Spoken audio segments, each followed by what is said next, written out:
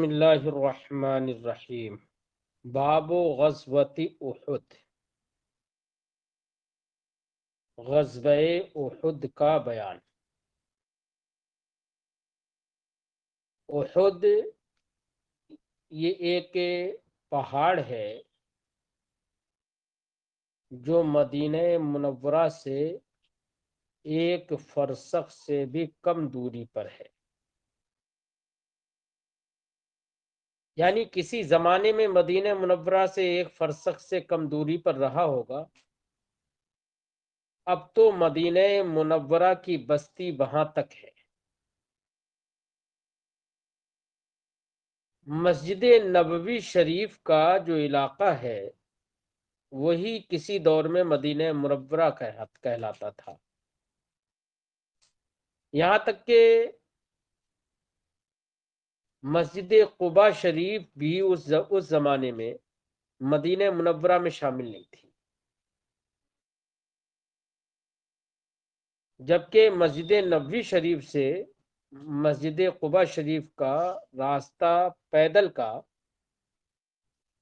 تقریباً 2 سے 2.5 کلومیٹر یا 3 کلومیٹر کے آس پاس ہوگا۔ تقریباً آدھا گھنٹے سے زیادہ پیدل مسجد قباء سے مسجد نبوی شریف کی طرف پیدل چلتے ہیں تو تقریباً آدھا گھنٹے سے زیادہ پیدل لگتا ہے۔ تو ایسے ہی مسجد نبوی شریف کے اس وقت میں گیٹ نمبر 21 کے سامنے اگر آپ کھڑے ہو تو بالکل سامنے ہی جبل احد نظر آتا ہے، اور وہ زیادہ دوری پر نہیں ہے۔ یہ وہ پہاڑ ہے کہ جس کے بارے میں نبی کریم صلی اللہ علیہ وسلم نے ارشاد فرمایا کہ احد ہم سے محبت کرتا ہے اور ہم احد سے محبت کرتے ہیں۔ علامہ بدر الدین عینی علیہ رحمت و رضوان نے فرمایا، جبل احد کو احد اس لیے کہتے ہیں کہ وہ مدینہ منورہ کے پہاڑوں میں بلکہ دنیا کے پہاڑوں میں یکتا ہے۔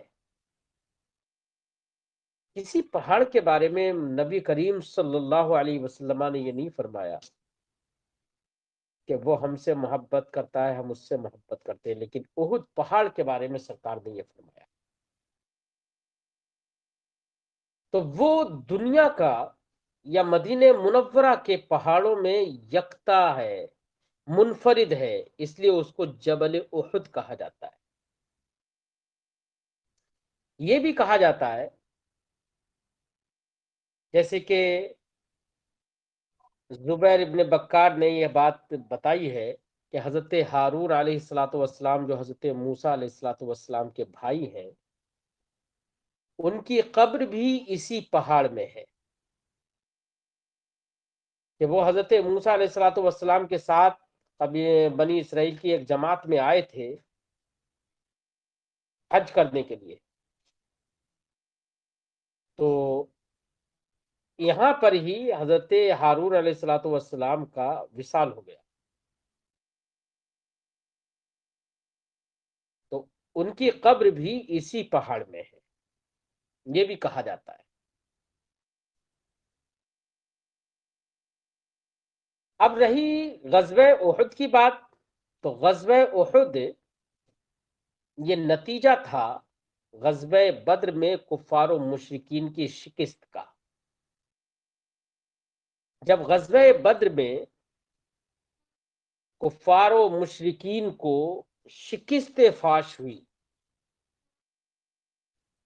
بالخصوص جن لوگوں کے گھر والے لوگ وہاں پر قتل کیے گئے، جو کفار قتل کیے گئے، تو ان کے گھر والوں کو بڑی تکلیف تھی۔ انہوں نے اس کا بدلہ لینے کے لیے ایک جنگ کی تیاری کی، آس پاس کے تمام قبیلوں کو انہوں نے اکٹھا کیا کہ سب لوگ مل کر ایک جنگ لڑیں گے مسلمانوں سے، تاکہ نتیجہ خیز جنگ ہو۔ اس کے لیے کفار و مشرکین نے مکہ کے اندر دار الندوہ میں میٹنگز کی انہوں نے، لوگوں کے اندر جوش بھرا، جن کے باپ، بھائی، بھتیجے قتل کیے جا چکے تھے بدر میں، ان لوگوں میں جوش بھرا اور کہا کہ تم اپنے گھر والوں کا بدلہ نہیں لے سکتے ہو۔ سارے مسلمانوں کے خلاف ان لوگوں نے منصوبہ سازی کی اور اس حد تک کوشش کی اور کہا کہ اس بار میں تجارت میں جو فائدہ ہوگا وہ فائدہ بھی اسی جنگ میں خرچ کیا جائے گا۔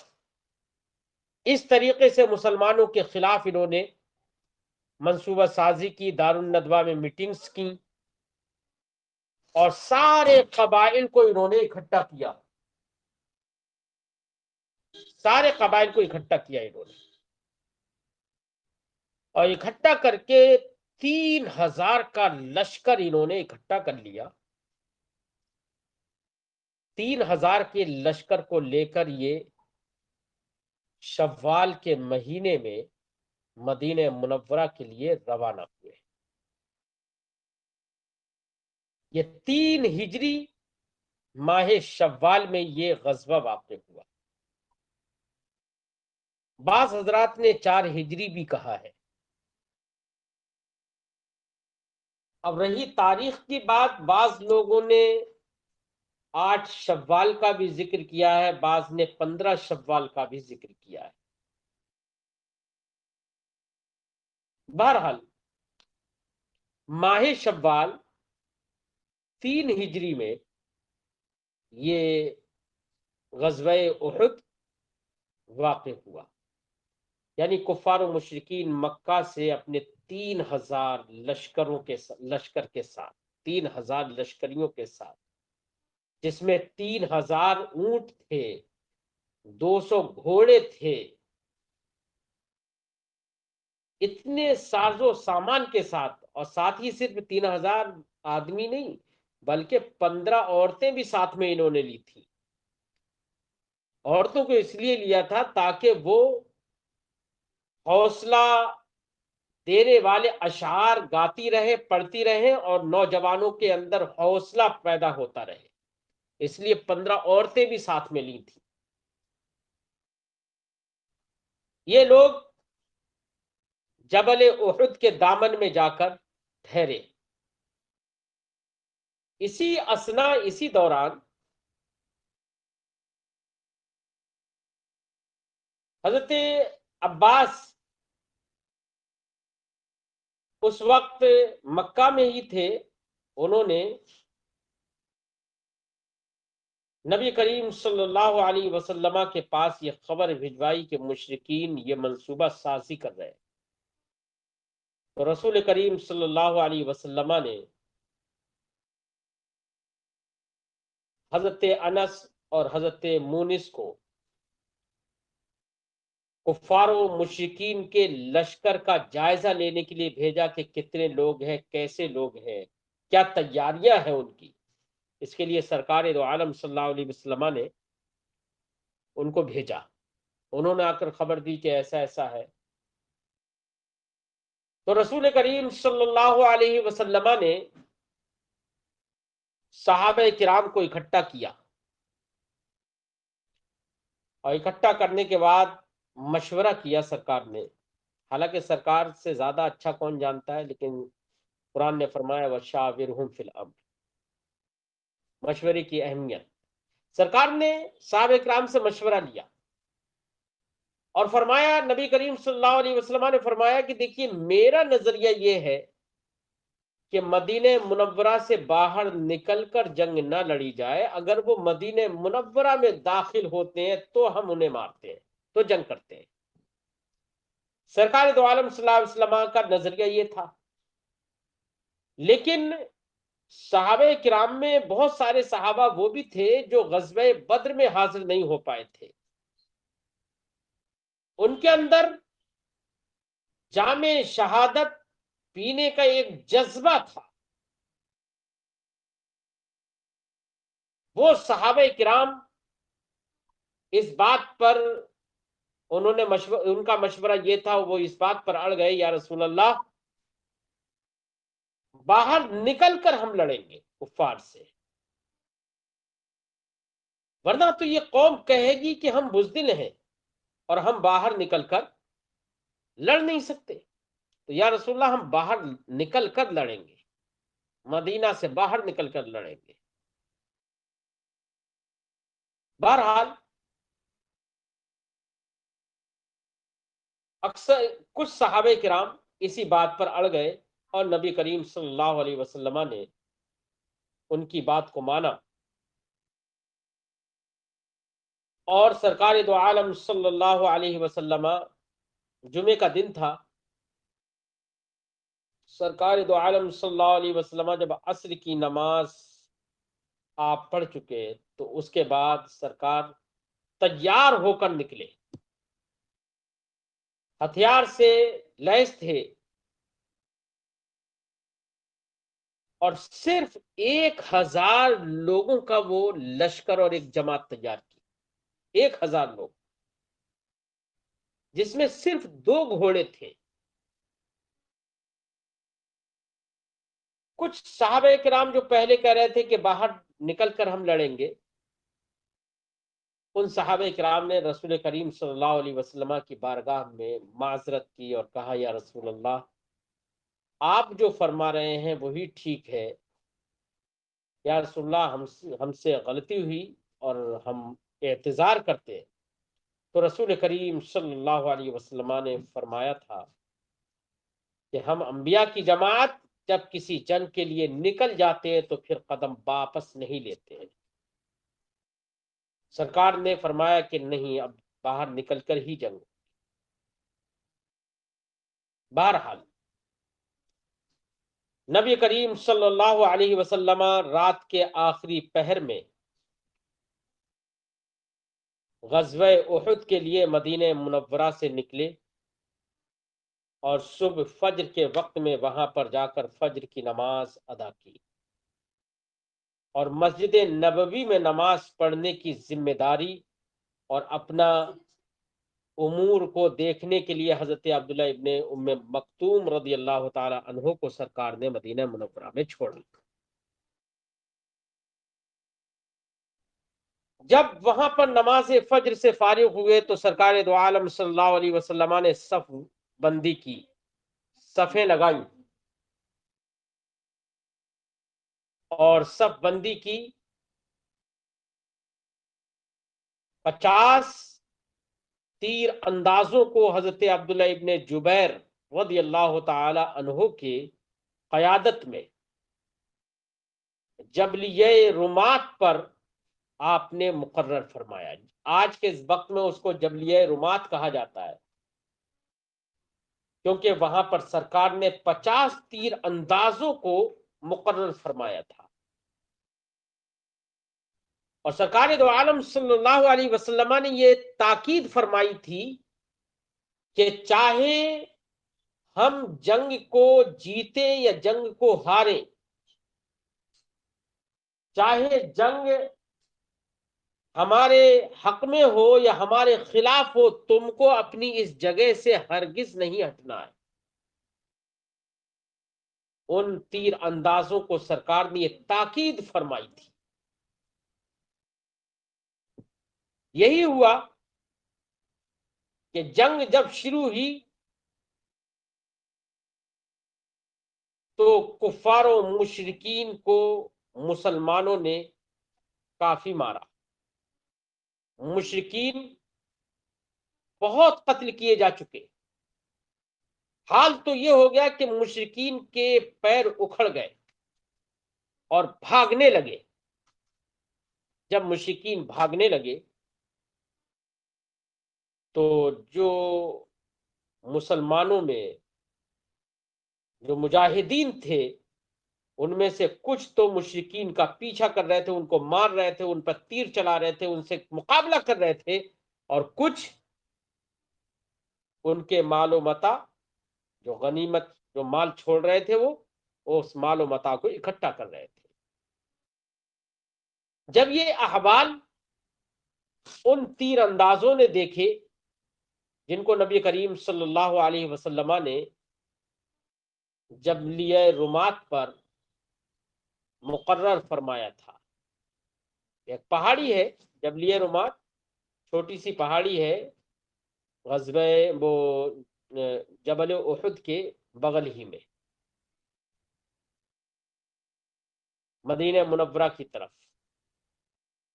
تو اس پہاڑی پر جب تیر اندازوں نے یہ دیکھا کہ کچھ مسلمان مال غنیمت اکٹھا کر رہے ہیں، تو کچھ لوگوں کے ذہن میں یہ بات آئی کہ ہم بھی مال غنیمت اکٹھا کریں جا کر. حضرت عبداللہ ابن جبیر جو کہ امیر تھے انہوں نے منع کیا کہ رسول کریم صلی اللہ علیہ وسلم نے منع فرمایا ہے، کسی کو ہٹنا نہیں ہے، لیکن نہیں مانے. یہاں تک کہ حضرت عبداللہ ابن جبیر کے ساتھ 10 لوگ اس پہاڑی پر رہ گئے اور باقی 40 لوگ اتر گئے. حضرت خالد ابن ولید رضی اللہ تعالیٰ عنہ اس وقت تک اسلام لے کر نہیں آئے تھے، وہ کفار اور مشرکین کے لشکر میں موجود تھے اور بہت ہی نہایت ہی کوہنا مشق اور ماہر جنگجو تھے. انہوں نے دیکھا کہ یہ پہاڑی سے تیر انداز اتر گئے، فوراً انہوں نے اسی پہاڑی کے پیچھے سے پلٹوار کر دیا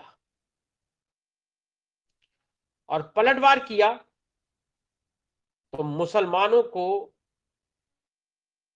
قتل کر دیا. حضرت حمزہ رضی اللہ تعالی عنہ شہید ہوئے، یہاں تک کہ 70 مسلمان اس جنگ میں شہید ہوئے اور مسلمانوں کو شکست ہو گئی. یہ میں نے پس منظر غزوہ احد کا ذکر کیا. خاص بات یہاں پر یہ ہے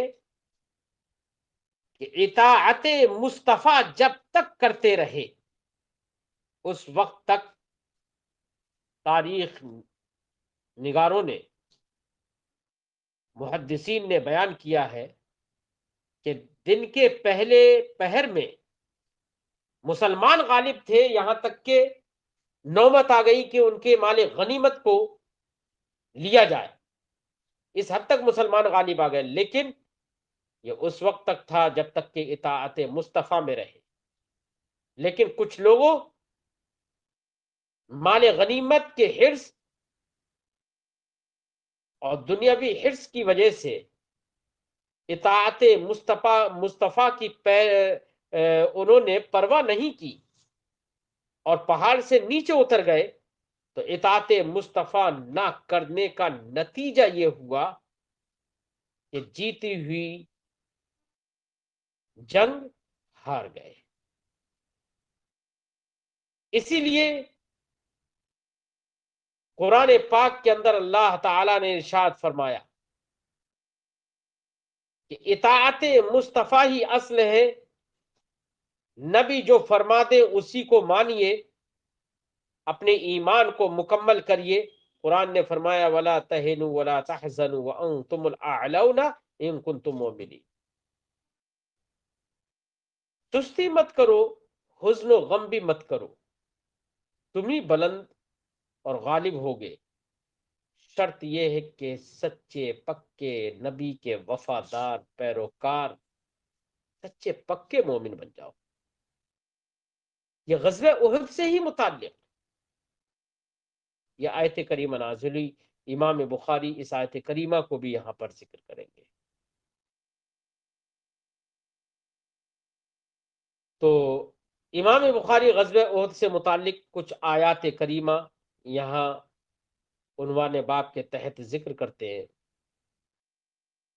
ترجمہ کرتے ہیں، خلاصہ تو میں نے ذکر کر دیا ہے۔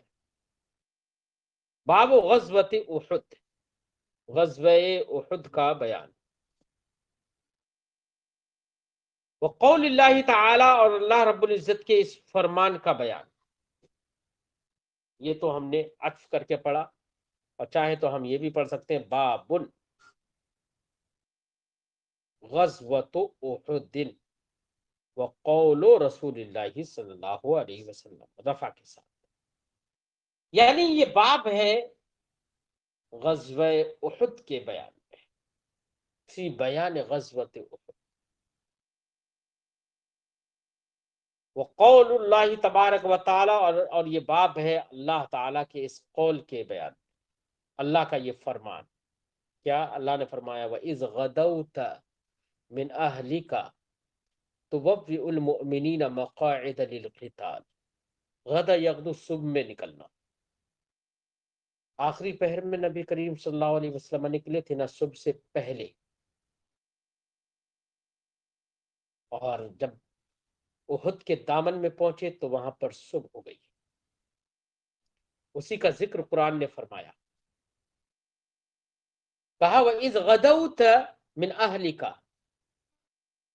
یاد کرو اس دن کو یا اس وقت کو جب تم صبح اپنے اہل سے باہر نکلے، اپنے گھر والوں سے باہر نکلے، تو بوّئ المؤمنین مقاعد للقتال، بوّأ یبوّئ، اس کا معنی ہوتا ہے تیار کر، تو بوّئ المؤمنین مقاعد للقتال، مومنین کو قتال کی کے محاذ پر مقرر کرتے ہوئے نکلے، یعنی مومنین کی صف بندی کی کہ یہاں پر وہ لوگ کھڑے رہیں گے، یہاں پر تیر انداز کھڑے رہیں گے،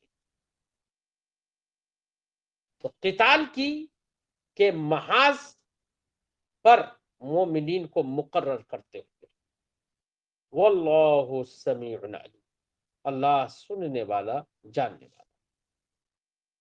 یہ آیت کریمہ بھی غزوہ احد سے متعلق ہے، اس لیے امام بخاری نے غزوہ احد کے بیان میں اس کا ذکر کیا۔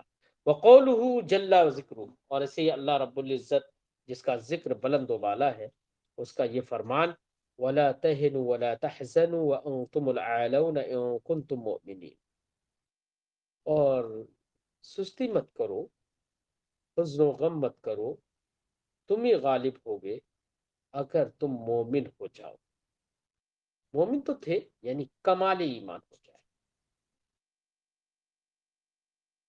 وہ تو کامل مومن تھے، لیکن صرف یہ کہ مصطفیٰ جان رحمت صلی اللہ علیہ وسلم کی اطاعت، غیر شعوری طور پر ان سے اطاعت کا دامن چھوٹ گیا تو شکست ہو گئی، تو وہ اتنے کامل مسلمان تھے تب یہ حال تھا، تو ہم کو اپنے آپ کو قیاس کرنا چاہیے کہ ہم کس حد تک گرے ہوئے، کتنے گھٹیا لوگ ہیں، اس کے باوجود ہم سمجھتے ہیں کہ ایک وقت کی نماز پڑھ لی، سمجھتے ہیں کہ ہمیں سب کچھ حاصل ہو جائے، سمجھنا چاہیے۔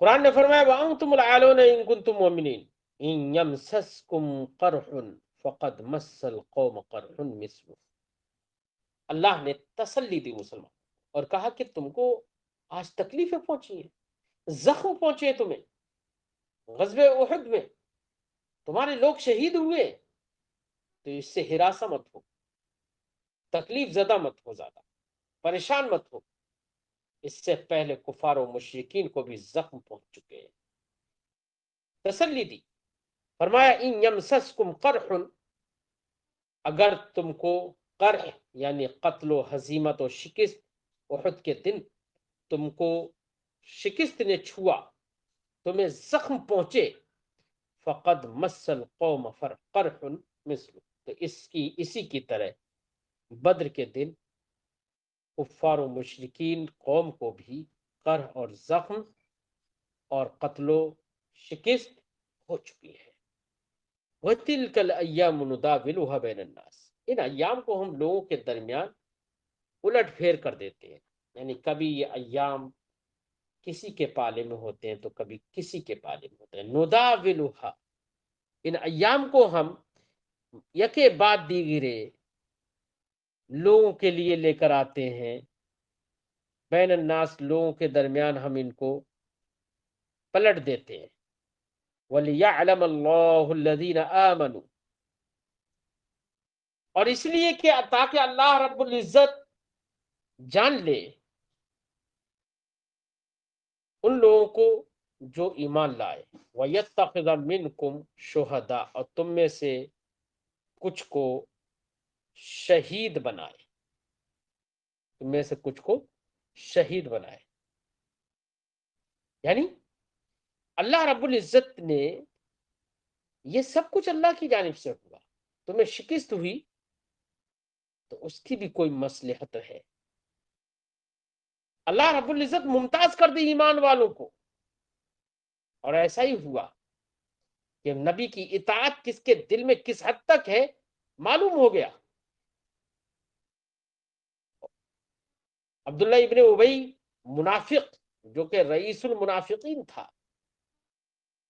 وہ بھی نبی کریم صلی اللہ علیہ وسلم کے ساتھ میں 300 افراد لے کر نکلا تھا، لیکن اس کا مقصد کچھ اور تھا۔ اس کا مقصد یہ تھا کہ عین وقت پہ جب میں لوٹوں گا تو مسلمانوں کی ہمتیں ٹوٹیں گی، تو مقصد تھا مسلمانوں کی ہمتیں توڑنا۔ تو 300 افراد لے کر نکلا تھا نبی کریم صلی اللہ علیہ وسلم کے ساتھ وہ بھی، اور جب عین وقت ہوا تو اس نے کہا کہ ہمارا تو ارادہ نہیں تھا مدینہ منورہ سے باہر نکل کر جنگ کرنے کا، ہمارے ارادے کے خلاف یہ جنگ ہو رہی ہے، اس لیے ہم واپس جا رہے ہیں، ہم اپنے آپ کو ہلاکت میں نہیں ڈالیں گے۔ اور 300 لوگوں کی جماعت کو لے کر وہ واپس ہوا۔ اس کی وجہ سے بہت سارے مسلمان، اوس و خزرج کی جماعتیں اس بات پر آمادہ ہوئیں کہ وہ بھی واپس ہو جائے، لیکن اللہ نے ان کے دل میں قوت و یقین پیدا کیا اور وہ واپس نہیں ہوئے۔ اس طریقے سے وہاں پر امتیاز بھی ہوا کہ کون مصطفیٰ جان رحمت سے کتنی محبت رکھتا ہے اور کون کتنی اطاعت و فرما برداری کی طرف راغب ہے اور کون دنیا داری کی طرف راغب ہے۔ اسی کو اللہ نے فرمایا وَلِيَعْلَمَ اللَّهُ الَّذِينَ، تاکہ اللہ ممتاز فرما دے ان لوگوں کو جو ایمان لائے، وَيَتَّخِذَ مِنْكُمْ شُهَدَاءَ، اور تم میں سے کچھ کو شہید بنائے، یعنی جام شہادت نوش کرائے احد کے دن۔ وَاللَّهُ لَا يُحِبُّ الظَّالِمِينَ، اللہ تعالیٰ ظالمین کو پسند نہیں فرماتا ہے۔ یعنی جو اپنے دلوں میں کچھ چھپائے ہوئے، زبان سے کچھ کہہ رہے ہیں، ایسے کافروں کو اللہ پسند نہیں فرماتا، جیسے کہ عبداللہ ابن ابی منافق نے کیا۔ وَلِيُمَحِّصَ اللَّهُ الَّذِينَ آمَنُوا، اور اس لیے بھی تاکہ اللہ رب العزت گناہوں سے ایمان والوں کو پاکیزہ بناتے ہیں۔ محصا یمحص و تمحیص بمعنی تلخیص ہوتا ہے، یعنی عیب سے دور کرنا۔ یعنی مسلمانوں کو یہ آزمائش اس لیے دی کہ آزمائش کے ذریعے سے مسلمانوں کو گناہوں سے انہیں پاک کر دے۔ وَلِيُمَحِّصَ اللَّهُ الَّذِينَ آمَنُوا، اور اس لیے بھی کہ تاکہ اللہ ایمان والوں کو گناہوں سے پاکیزہ بنائے، وَيَمْحَقَ الْكَافِرِينَ، اور کافروں کو مٹا دے۔ ام حسبتم ان تدخلوا الجنت، ام حسبتم، کیا تم نے یہ سمجھ لیا، انکار، استفہام انکار کے لیے، کیا تم نے یہ سمجھ لیا کہ ان تدخلوا الجنت، کہ تم جنت میں داخل ہو جاؤ گے؟ وَلَمَّا يَعْلَمِ اللَّهُ الَّذِينَ جَاهَدُوا مِنْكُمْ، جبکہ ابھی تک اللہ نے تم میں سے مجاہدین کو ممتاز نہیں فرمایا، یہ توبیخ ہے۔ وَيَعْلَمَ الصَّابِرِينَ، اور ابھی تک اللہ نے صابرین کو ممتاز نہیں فرمایا۔ وَلَقَدْ كُنْتُمْ تَمَنَّوْنَ الْمَوْتِ، اور حال تو یہ تھا کہ تم موت کی تمنا کرتے، موت کی تمنا نہیں، مطلب جنگ کی تمنا کر رہے تھے۔ جنگ یہ اسباب موت سے ہے، اس لیے یہاں پر کہہ دیا گیا ہے تمنون الموت، موت کی تمنا کر رہے تھے۔ موت کی تمنا کوئی مسلمان نہیں کرتا ہے، کرنا بھی جائز نہیں ہے۔ مراد یہ ہے کہ تم جنگ کی تمنا کر رہے تھے کہ جنگ کریں گے، لیکن ہوا کیا؟ آخر وقت میں اطاعت مصطفیٰ چھوڑی اور اپنی جگہ چھوڑ کر چلے آئے۔ وَلَقَدْ كُنْتُمْ تَمَنَّوْنَ الْمَوْتَ، اور تم جنگ کی تمنا کر رہے تھے جو کہ موت کا سبب ہے، من قبل، اس سے پہلے، من قبل ان تلقوہ، اس سے پہلے کہ تم اس کو پاؤ۔ کس کو پاؤ؟ یعنی جنگ کی شدت کو پاؤ، جنگ کی شدت سے دوچار ہو، اس سے پہلے تم جنگ کی تمنا کر رہے تھے۔ وَقَدْ رَأَيْتُمُوهُ، تم نے اس کو دیکھ لیا، اس کی شدت سے دوچار ہو گئے۔ وَأَنْتُمْ تَنْظُرُونَ، اور تم دیکھ رہے تھے۔ تو یہ بھی آیت کریمہ غزوہ احد سے متعلق نازل ہوئی۔ ایسی اللہ تعالیٰ کا فرمان ہے وَلَقَدْ صَدَقَكُمُ اللَّهُ وَوَعْدَهُ، بے شک اللہ تعالیٰ نے تم سے اپنا وعدہ سچا کر دیا۔ اِذْ تَحُسُّونَهُمْ، جبکہ تم ان کو جڑ سے اکھاڑ رہے تھے، یعنی تستأصلونہم قتلا، قتل کرتے ہوئے ان کو جڑ سے اکھاڑ رہے تھے، کفار و مشرکین کو۔ یہ اللہ کی طرف سے ہی مدد و نصرت تھی، بِإِذْنِ ہی، اسی کے حکم سے۔ حتی اذا فشلتم، یہاں تک کہ جب تم لغزش کھا گئے، جب تم نے بزدلی کی، وَتَنَازَعْتُمْ فِي الْأَمْرِ، اور معاملے میں تم نے آپس میں تنازع کیا، کہ ایک کہہ رہے ہیں کہ نہیں رکے رہو، نبی نے یہاں پر رکنے کے لیے کہا ہے، اور 10 لوگ رکے رہے اور باقی 40 لوگ نیچے اتر گئے۔ وَتَنَازَعْتُمْ فِي الْأَمْرِ، اور معاملے میں تم نے آپس میں تنازع کیا۔ وَعَصَيْتُمْ مِنْ بَعْدِ مَا أَرَاكُمْ مَا تُحِبُّونَ مِنْكُمْ، اور تم نے نافرمانی کی اس کے بعد، من بعد ما، اس کے بعد، ما اراکم، جو تم نے دیکھا، ما تحبون منکم، جو تم نے اپنی محبوب چیز دیکھی، یعنی مانے غنیمت وغیرہ، دنیاوی مال۔ منکم من یرید الدنیا، تم میں سے کچھ وہ ہیں جو دنیا چاہتے ہیں، غنیمت کی طرف دوڑ پڑے۔ ومنکم من یرید الآخرہ، اور تم میں سے کچھ وہ ہیں جو آخرت کو ترجیح دیتے ہیں، آخرت چاہتے ہیں۔ ثم صرفکم عنہم، پھر تم کو اللہ نے ان سے پھیر دیا، لیبتلیکم، تاکہ تم کو آزمائے۔ وَلَقَدْ عَفَا عَنْكُمْ، اور اللہ نے تم کو معاف فرمایا۔ تم نے اطاعت چھوڑی، نبی کے فرمان پر عمل نہیں کیا، غنیمت کی طرف چلے گئے، اللہ نے تمہارے لیے یہ معاف کر دیا۔ وَاللَّهُ ذُو فَضْلٍ عَلَى الْمُؤْمِنِينَ، اللہ مومنین پر فضل فرمانے والا ہے۔ وَلَا تَحْسَبَنَّ الَّذِينَ قُتِلُوا فِي سَبِيلِ اللَّهِ أَمْوَاتٌ، پھر اور تسلی دی کہ وہ لوگ جو اللہ کی راہ میں شہید کیے گئے، قتل کیے گئے، ان کو اموات، مردہ گمان بھی مت کرو۔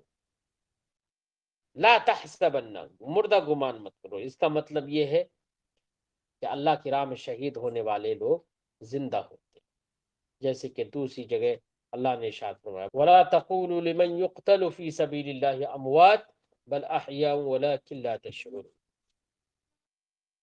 وہاں پر فرمایا گیا کہ جو لوگ اللہ کی راہ میں شہید ہوئے ان کو تم مردہ مت کہو، بل احیاء، بلکہ وہ زندہ ہیں، وَلَكِنْ لَا تَشْعُرُونَ، لیکن تم ان کی حیات کو سمجھ نہیں پاتے، تمہیں شعور نہیں ہے۔